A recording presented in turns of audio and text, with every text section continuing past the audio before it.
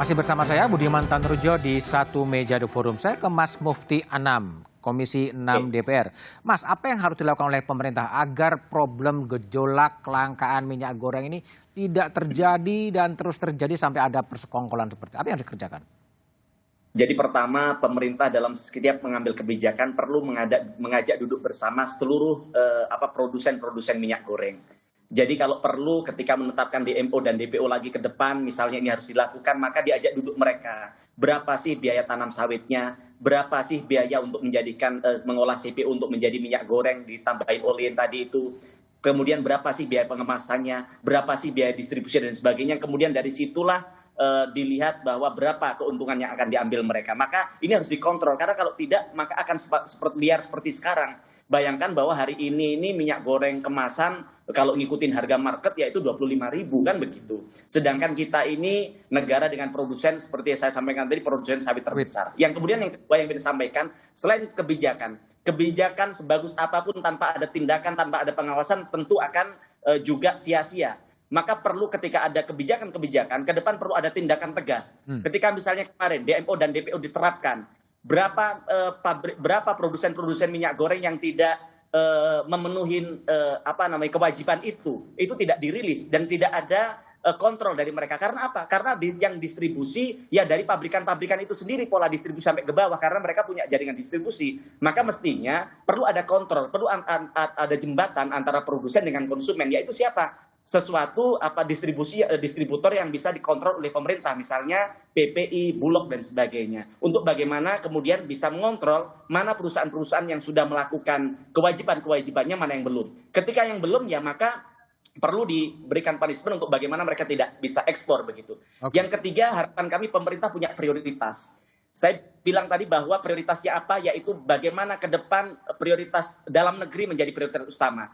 Kita setuju bahwa ekspor ini kita bisa mendapatkan banyak pendapatan, untuk kemudian dari situ kita bisa alihkan untuk subsidi BBM dan sebagainya. Karena pendapatan dari ekspor sendiri tidak kecil, yaitu 400 triliun. Sedangkan kebutuhan impor BBM kita butuh duit 200 triliun. Sehingga bisa dibantu dari situ begitu secara tidak langsung. Nah, tapi kemudian harapan kami ekspor ini boleh dilakukan ketika kebutuhan dalam negeri sudah terpenuhi dengan baik. Ketika belum, ya sudah di-stop saja. Maka keberpihakan pemerintah seperti yang dilakukan di batubara, ketika ada kelangkaan batubara waktu itu kemudian di-stop, tidak ada ekspor. Harapan kami ketika ini terjadi hal demikian, ya sudah dilakukan hal yang sama untuk industri minyak goreng, untuk bagaimana menunjukkan pemerintah benar-benar berpihak terhadap rakyat dalam urusan ini begitu. Oke, baik Mas Mufti. Bung Faisal, jadi Anda pernah pengalaman menjadi pemberantas atau pencari mafia di minyak migas.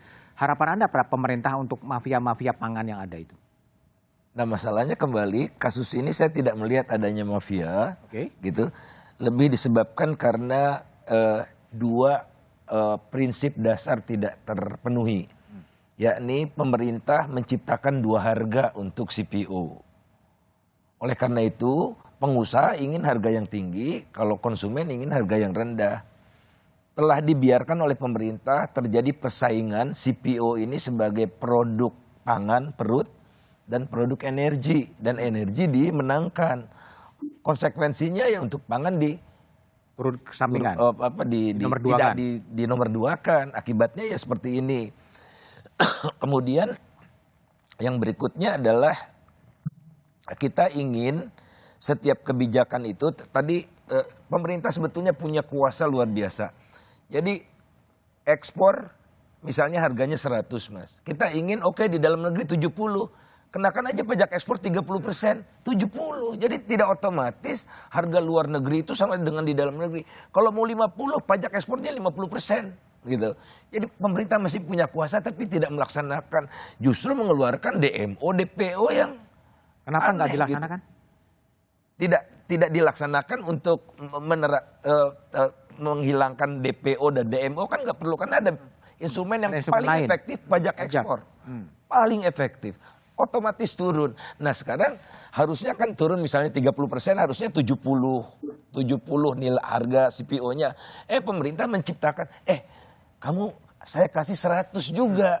Sama seperti ekspor, kalau kalian jual ke salah resep ya, ke biodiesel. Jadi inilah yang harus diselesaikan akar masalahnya menurut saya dua itu. Oke, baik. Mas Haryadi, apa yang saran Anda kepada pemerintah agar masalah ini tidak terus kemudian berulang lagi, permainan retorik mafia dan lain sebagainya kalau seperti Ya, saya sependapat dengan Mas Faisal sebetulnya. Jadi memang kan ada dua harga sebetulnya.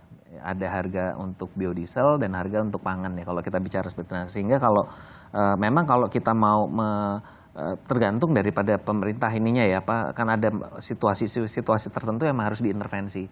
Nah menurut saya memang betul. Jadi dilakukan kalau memang tujuannya adalah untuk mencukupi kebutuhan dalam negeri, ya dilakukan instrumen itu, pajak ekspornya dinaikkan seperti itu ya. Tentu sekarang kalau sama sekali menyetop ekspor, ya bisa aja itu juga salah satu langkah juga. Nah tapi juga kita mesti lihat sebetulnya bahwa secara keseluruhan itu kita kan surplus, ya kan. Ini juga perlu dilihat kembali juga kan nih ada surplus. Yang dalam negerinya nih sebetulnya berapa sih cukup. Jadi menurut saya dalam negeri itu nggak ada masalah juga gitu. Yang bikin problem ini kan adalah mengenai harga Mas gitu. Nah inilah harga ya. Polisi harga ini yang menurut saya ke depannya memang harus dilihat. Memang komoditi ya begitu sih, yang namanya komoditi ya semua komoditi. Kalau saya boleh satu lagi, tahun lalu saja biodiesel dapat subsidi 50 triliun. Minyak goreng nol. Oke, Mas Edi, jadi gimana agar peristiwa ini kemudian bisa diselesaikan dan terus tidak terjadi hal yang serupa dan berulang hampir tiap beberapa kurun waktu sebetulnya? Ya kalau dari saya ya itu kita mesti memilah ya antara masalah hukum yang bisa muncul di kebijakan apapun gitu ya. Dan ya itu ya seperti yang berkali-kali saya sampaikan ditangani saja. Yang kedua persoalan kebijakannya. Nah kebijakannya sekarang kan yang DMO, DPO tadi kan sudah dihapus. Kemudian HET yang tadinya untuk semua jenis minyak goreng sekarang hanya diterapkan untuk yang minyak curah. Ya itu saja kita kawal gitu dan selalu dievaluasi kok gitu ya. Kita mengevaluasi dan kalau memang harus dikoreksi ya dikoreksi gitu. Dan seperti yang disampaikan oleh Bapak Presiden kan Bapak Presiden juga tahu juga ya bahwa ini belum berjalan seperti yang diharapkan. Kadang-kadang minyak goreng langka di pasar tradisional, kadang-kadang ada barangnya tetapi harganya bukan seperti yang ditetapkan pemerintah yaitu 14.000. Kita evaluasi dan kalau memang perlu dikoreksi ya dikoreksi. Oke, baik Mas Edi, Mas Mufti, Bung Faisal dan Mas Haryadi Sukamdhani telah bergabung di satu meja The Forum. Reformasi mental dan reformasi birokrasi yang jadi jargon unggulan pemerintah kini diuji. Penahanan birokrat dan pengusaha bisa saja mengindikasikan persekongkolan antara keduanya. Tak ada jalan lain untuk membersihkan bangsa ini dari siapapun yang berkehendak menyengsarakan rakyat. Penegakan hukum yang tuntas dan lugas adalah jalannya. Demikian satu meja The Forum malam ini. Selalu patuhi protokol kesehatan. Selamat malam dan terima kasih.